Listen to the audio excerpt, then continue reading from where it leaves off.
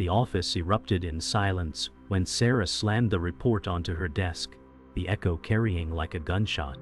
Sarah, 29, had never raised her voice, but now anger surged.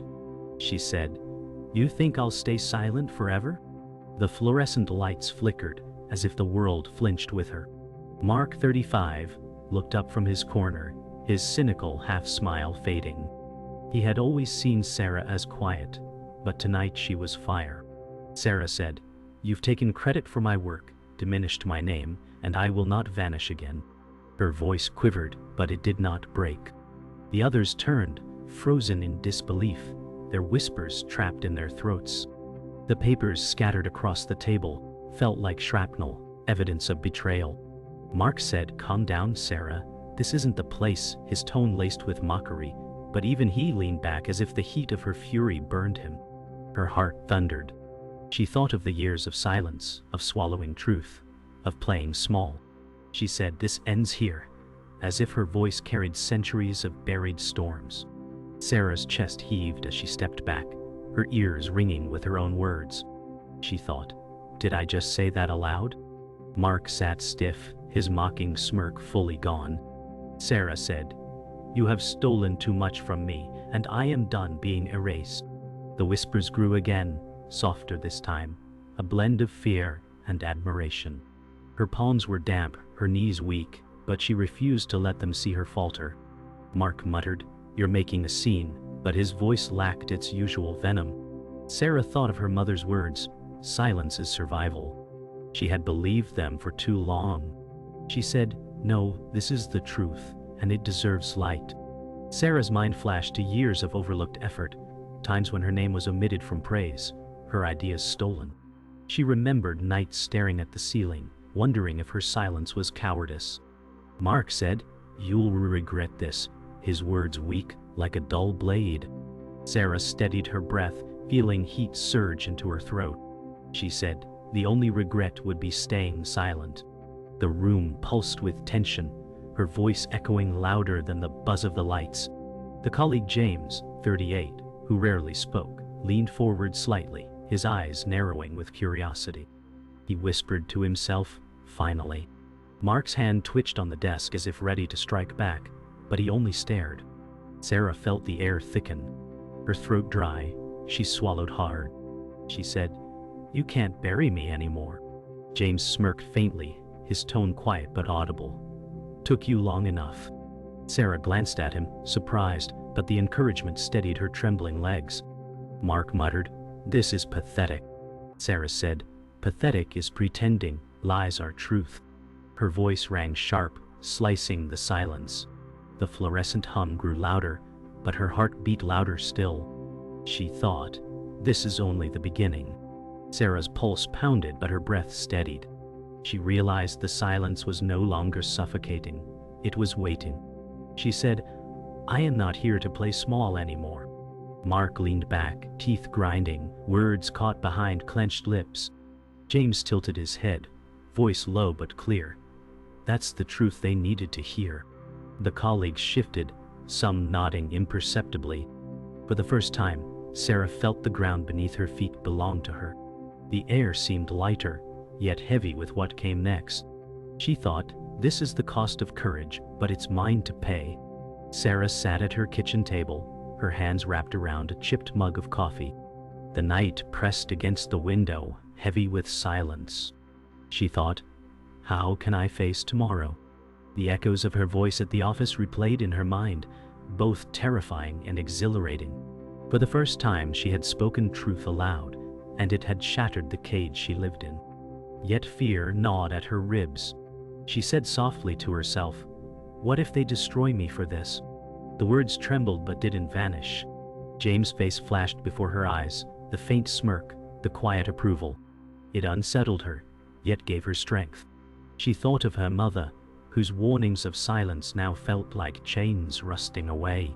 She clenched the mug tighter and whispered, "I have to keep going." Morning light spilled into the office, pale and cold. Sarah walked in with shoulders stiff, every step a battle against doubt. Colleagues glanced quickly, then returned to screens, whispers curling like smoke. Mark, 35, sat at his desk, expression unreadable, though his clenched jaw betrayed his storm. Sarah kept her eyes forward, breathing slow. She thought, "They're waiting for me to break." James, 38, leaned casually on his chair, watching her quietly. He said, "You survived the night. That's something." Sarah shot him a wary glance but felt the corner of her lip twitch. She said, "I'm not done yet." At lunch, Sarah sat alone in the break room, the hum of the fridge louder than voices. She picked at her sandwich but tasted only fear. James entered, carrying a worn notebook, and sat across from her without asking. He said, "You shook the walls yesterday." Sarah avoided his gaze, her fingers curling tight around the bread.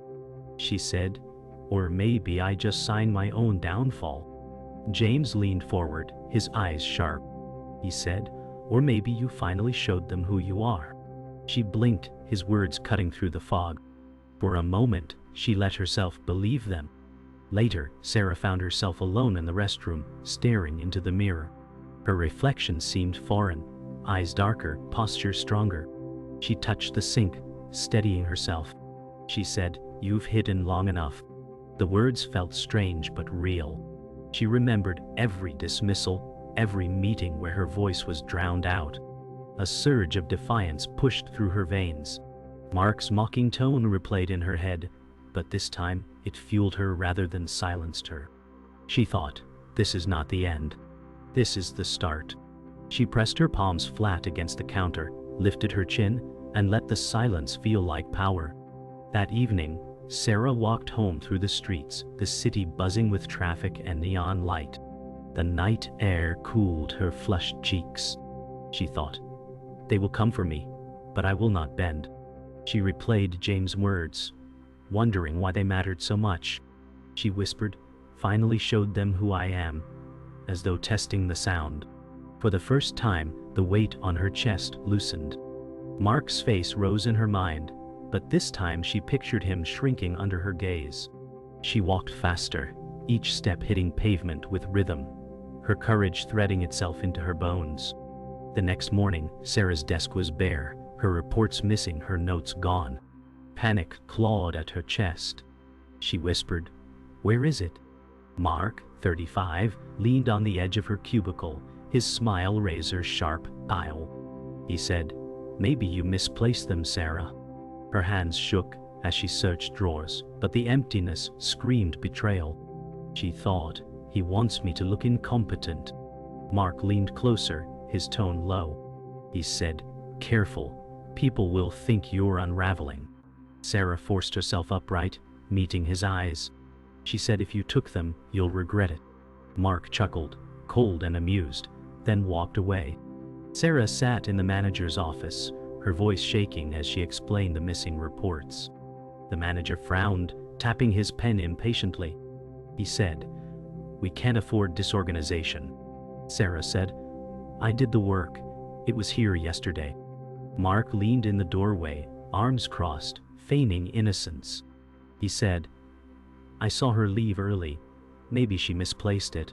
Rage boiled inside her, but she kept her voice steady. She said, "I know my work, and I know it was taken." The manager sighed, unconvinced. Sarah thought, "He doesn't believe me. Mark is winning."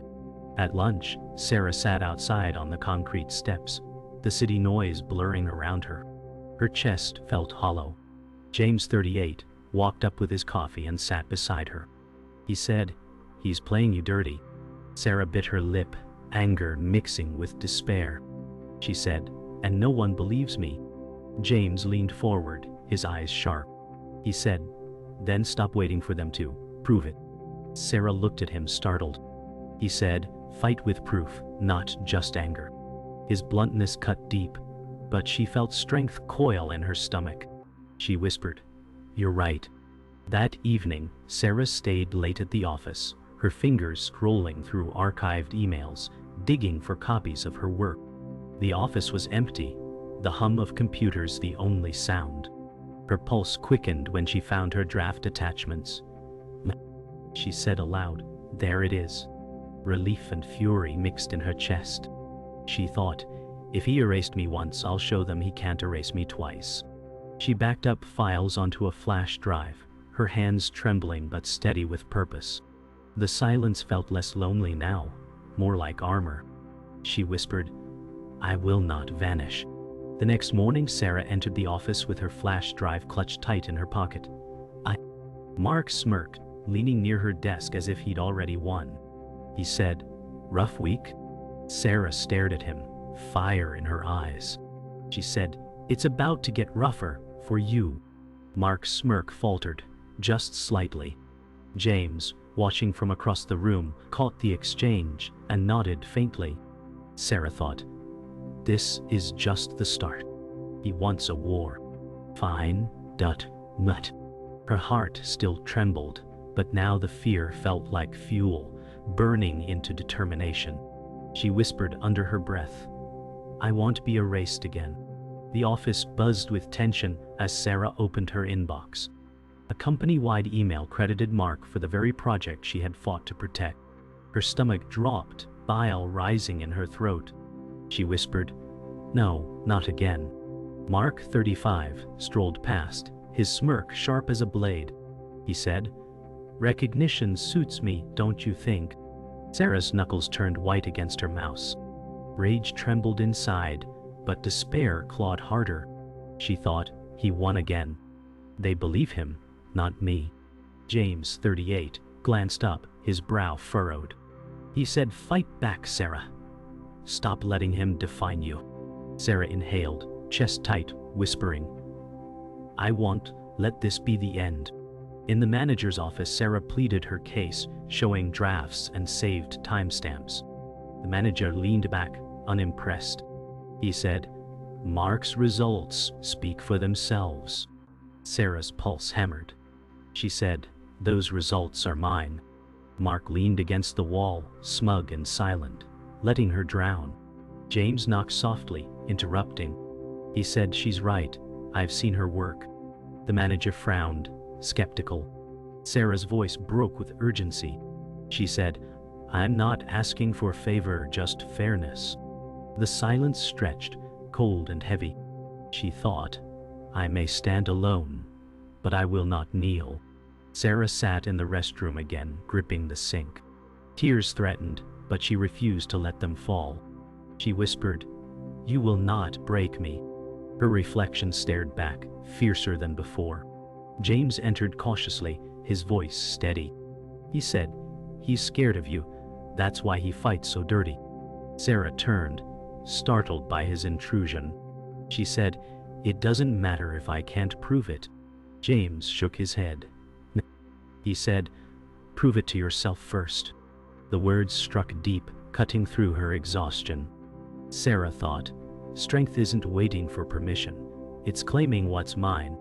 That night, Sarah returned to the office long after closing. She rifled through Mark's open drawer, heart pounding.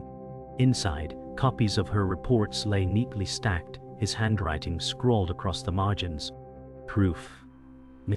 Her chest surged with triumph and fury. She whispered, "Got you." The silence of the empty office seemed to roar with her discovery. She thought, this is the weapon he can't hide. Yet fear lingered. If she exposed him, she risked everything. Her hand trembled as she slipped the pages into her bag. She said softly, "No more hiding. Not for me." The next morning, Sarah walked into the office with her bag close to her side. Mark sat casually at his desk, tapping on his keyboard, unaware. She thought, "I hold his lies in my hands." James caught her eye, his brow lifting in silent question. Sarah gave the slightest nod, her lips tightening into the faintest smile. Mark looked up, his smirk automatic. He said, "Ready for another long day?" Sarah met his gaze, steady and unflinching. She said, "More ready than you think." His smirk faltered as if something inside him sensed the tide turning. Sarah entered the conference room, clutching the papers she had taken. Executives gathered, Mark already seated with his confident smirk. The manager began, "Let's review last quarter's success." Mark leaned forward, his voice smooth. He said, "I'd be glad to present." Sarah's heart raced as she stood suddenly, interrupting. She said, "Those successes are built on lies." A hush fell. Her hands trembled as she held up the documents. She thought, "This is the moment everything changes." Mark's eyes narrowed, his smirk collapsing into unease. Sarah said, "These reports are mine." He took them, signed his name, and erased me. The silence roared louder than thunder. The manager reached for the papers, his brows furrowed. He scanned the margins, Mark's handwriting betraying him. Mark's face paled. Sarah said he stole my work and claimed it as his own. Mark snapped, "That's ridiculous." His voice cracked with desperation. James, 38, stood from the back. He said, "I saw her drafts. She's telling the truth." Gasps filled the room. Sarah thought, "For once I'm not alone." The manager turned cold eyes to Mark. He said, "This is serious." Mark shifted, fists clenched, sweat on his brow. Sarah stood taller, the weight of silence lifting. Mark slammed his palm on the table, his composure gone. He shouted, "You think anyone will believe you over me?" Sarah's pulse quickened, but her voice rang steady. She said, "They already do." The manager's glare burned into Mark. James said, "It's over, stop fighting." Mark's chest heaved, his mask slipping. Sarah thought, "This is the truth revealed, raw and undeniable." She said, "You built your power on my silence, but that silence is gone." For a moment, Mark seemed smaller, his authority crumbling under the weight of her words. The room erupted in whispers as Sarah lowered the papers. She thought, "They see me now." The manager said, "Mark, this will be investigated." Mark's mouth opened, but no words came. His arrogance fractured, leaving raw panic. James stepped closer, his voice firm. He said, "You underestimated her." Sarah felt her chest expand with something fierce and new, recognition. She said, "I'm done being invisible." The words shook the air, final and unyielding. Mark slumped into his chair, eyes down. The power had shifted, and everyone felt it. As the meeting ended, colleagues whispered in corridors. Mark walked out first, shoulders hunched, his shadow smaller than ever. James caught Sarah's eye, giving a nod of approval. He said, "Told you to fight with proof." Sarah exhaled, tension breaking into quiet relief. She said softly, "I finally did." She thought of her mother's words, of years of silence, of every night she doubted herself. Now, those doubts were ashes. She stepped out of the conference room into the hallway, her stride firm. She whispered, "This is just the beginning." The board gathered in the largest conference hall, the air sharp with anticipation. Sarah's pulse hammered as she stepped forward, clutching her flash drive. The manager announced, "We will review evidence today." Mark, 35, sat across the table, his smirk brittle desperation hiding beneath. Sarah inserted the drive, projecting her drafts onto the screen. She said, "Every word, every chart, every detail is mine." Silence filled the room as the data unfolded. Mark's jaw clenched, sweat dotting his brow. James, 38, leaned back with arms crossed, a faint nod of encouragement. Sarah thought, "This is the fight of my life, and I will not back down." The screen displayed side-by-side comparisons, Sarah's original drafts and Mark's altered copies. Gasps rippled across the room. Mark muttered, "She planted this." His voice shook with panic. Sarah said, "The timestamps prove otherwise." The manager leaned closer to the screen, lips tight. James spoke firmly, "I've seen these files on her system myself." The board murmured, eyes narrowing toward Mark. Sarah's breath steadied as fear melted into fire. She thought, "For years I was invisible. Today I become undeniable." Mark slammed his hand on the table, but no one flinched. His power was unraveling in front of them. Mark's voice rose, desperate. He said, "She's twisting this." His words cracked, the polished mask gone. Sarah met his fury with steel. She said, "I am showing you the truth, and it terrifies you." The room grew heavier, every eye fixed on them. James leaned in, voice low but cutting. He said, "The truth doesn't need polish. It just needs light." Sarah thought, "He cannot silence me anymore." She took a step closer to the table, her hand pressing firmly against the documents. She said, "I built this, and I will not let it be stolen again." Her words rang like thunder. The manager's voice cut through the silence. He said, "Mark, your position here is no longer tenable." Mark's face drained of color. He stammered, "You can't do this to me." Sarah stood still, her chest rising steady. She thought, "This is justice unfolding before me." The board members exchanged nods, agreement unspoken but clear. James leaned back, satisfied. Sarah said, "You took my work and my name, but you can't take my courage." Mark slumped back into his chair, broken. For the first time, Sarah's reflection in the glass wall looked strong, unshakable. She whispered, "This is my victory." As the meeting closed, Sarah walked out into the hallway.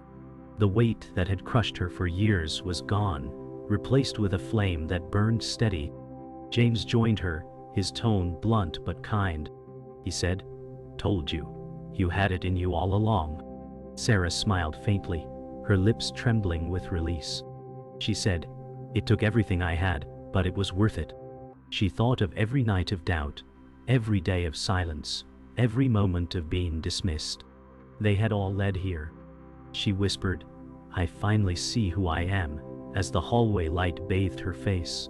Sarah sat alone at her desk long after the storm had passed, the office quieter than she had ever known it. Her fingers traced the grooves in the wooden surface, scars from years of unnoticed work. She thought, "This place once tried to bury me." Her inbox chimed softly, filled with new messages of respect, colleagues acknowledging what they had ignored for too long. She read words like bravery, truth, and strength, each one pressing against her chest with strange comfort. James, 38, stopped by, leaning on her cubicle wall, his expression softer than usual. He said, "Feels different now, doesn't it?" Sarah lifted her gaze, exhaustion etched deep but pride glimmering beneath it. She said, "I feel like I can finally breathe." James tilted his head, a rare smile breaking his sternness. He said, "Don't forget, you did this." The words sank into her like anchors, grounding her in a new reality she had carved herself. That evening, Sarah walked through the bustling city streets, carrying no reports, no burdens, only herself. Neon lights reflected off puddles, casting fractured colors on her path. She thought, "I am no longer a shadow." Her steps echoed against the pavement, lighter than they had ever felt. Passing strangers laughed, argued, or stared at their phones, unaware of the quiet revolution unfolding inside her. She whispered, "I'm still standing." Each word carried the weight of years where she questioned her worth, nights when silence suffocated her. Now the city seemed different, less overwhelming, more alive, like it moved with her instead of against her. Sarah inhaled deeply, filling her chest with cool night air. She thought for the first time, "The world feels wide enough for me." At home, Sarah sat at her small kitchen table, laptop open before her. The glow of the screen illuminated her thoughtful face. She typed slowly, each word deliberate, "You will never shrink again." She leaned back, cradling a warm mug of tea, letting the promise settle deep in her bones. Her phone buzzed, James' message flashing across the screen, "Proud of you." A smile broke across her lips, a tear sliding freely down her cheek. She said softly, "Maybe I can be proud too." The quiet in the apartment no longer pressed down on her shoulders. Instead, it felt like sanctuary, a silence she owned. She thought, "This stillness is not emptiness. It is mine." Days later, Sarah stood at the tall office window, the skyline sprawling beyond her. The sunlight bathed her face, outlining a woman no longer hidden but defined. Her shoulders were squared, her chin lifted high. Colleagues passed with nods of acknowledgement, subtle but sincere. James approached, his voice low and even. He said, "They see you now." Sarah turned her head, her gaze calm and unshakable. she said. I finally see myself. A faint smirk crossed James' face as he said, "Took you long enough."